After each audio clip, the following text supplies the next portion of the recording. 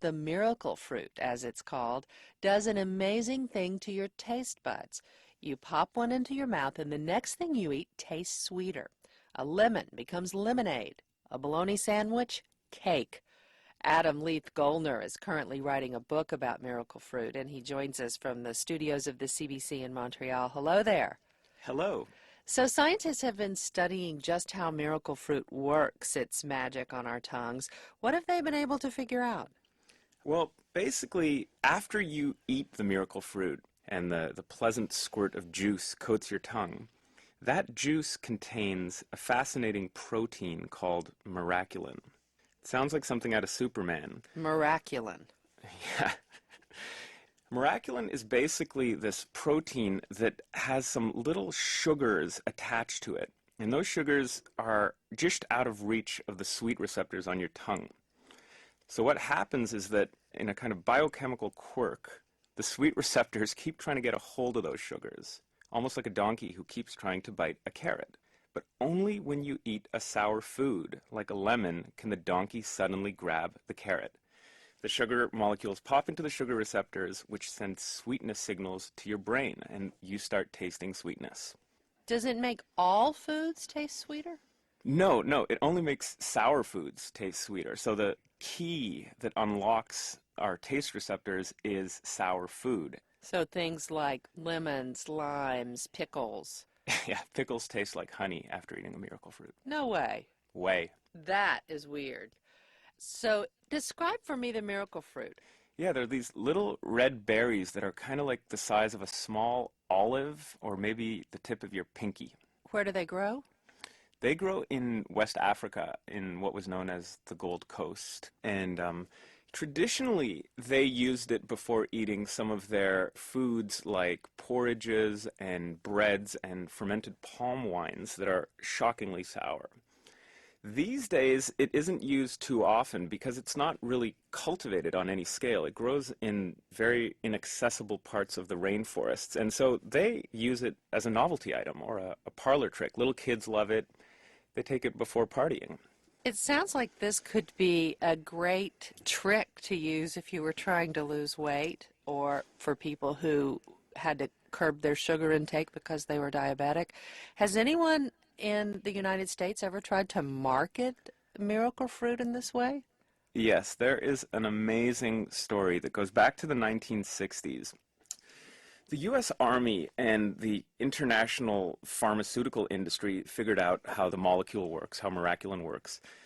And this young visionary named Bob Harvey started a company that figured out how to synthesize miraculin. And he had millions of dollars invested and plantations all over the world. And he had developed products like a miracle fruit popsicle that was coated in miraculin. So your first licks would be of the miracle fruit, and then the rest of the popsicle would taste really sweet.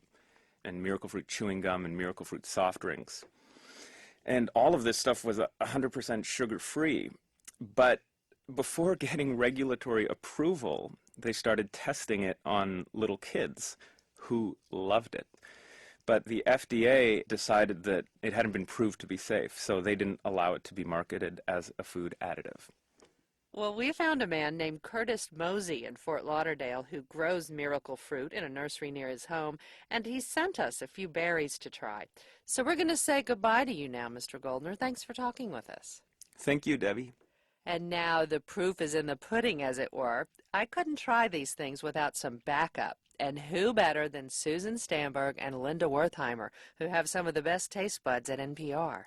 Now, this is a little bit complicated. I'm going to hand each of you 2 of these berries from the miracle fruit. 2 for you, Linda. 2 for you, Susan. I'm going to take 2. Look at their sort They of look like little terracotta. beans. Yeah, they're lovely. And We put them in our mouths. We get the juice from them. We let that go over our tongues. Yeah. And then we can spit out the seed. both together at once. Okay. Yes. Okay. Here we go. Now, we are going to start with lemon. Okay. I'll give you each Lemon. a lemon. Each of us, we suck a lemon, and then we We won't be suck able and to see what play happens. our trumpets later, you know. Okay, hang on. Oh, my goodness. This is It's like lemonade. The lemon Ooh, bites yeah. your tongue, but the taste registers as sweet.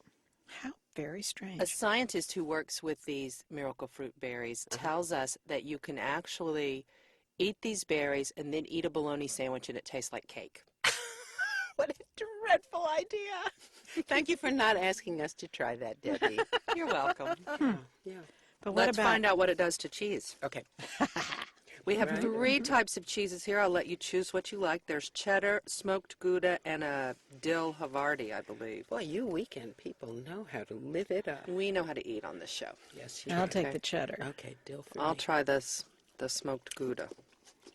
This tastes very cheesy to me. Yeah, me too. Maybe it has to be Pretty strong. sour Yeah, to be converted. to be converted to sweet. But anyway, thanks for the cheese. Very nice. Got any wine? Oh, no. Okay, last taste here. What will the miracle fruit do to coffee? Okay.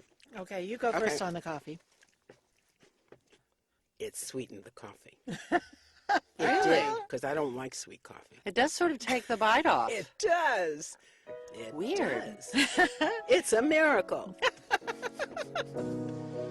I want a little sugar in my bowl.